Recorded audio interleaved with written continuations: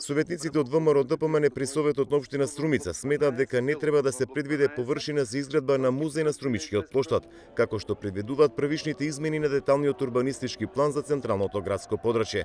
Според нив не треба да се стеснува плоштадот, ниту пак да се затвори просторот кон Струмичката гимназија, која представува белег на градот. Како што е предвидено, колку што знам, таму се предвидува музеј. Пак ќе речем, немаме ништо против да се гради. Меѓутоа, да се стави музеј кој што ќе биде на плоштадот, сметам дека тоа само ќе го затвори плоштадот. И најбитно, да се стави музеј пред Струмичката гимназија, кој што е символ на градот, сметам дека не е коректно и не е убаво. Целиот тој простор ќе се затвори.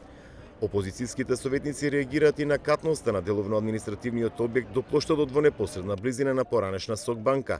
Смета дека тој објект би требало да биде од 2 ката заради сообраќајниот метеж, а за плоштадот ќе сугерираат негово оплеменување и подигање зелени површини.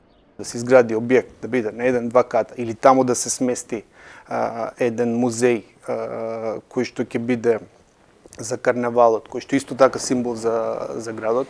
Меѓутоа, сметам дека плоштадот треба да стане отворен, да биде место за јавни случувања, место каде што децата и најмладите слободно ќе играат.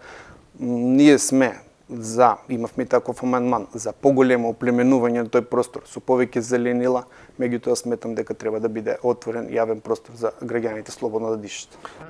До Оделението за урбанизам при општина Струмица истече рокот за доставување предлози и сугестии за измените на деталниот урбанистички план.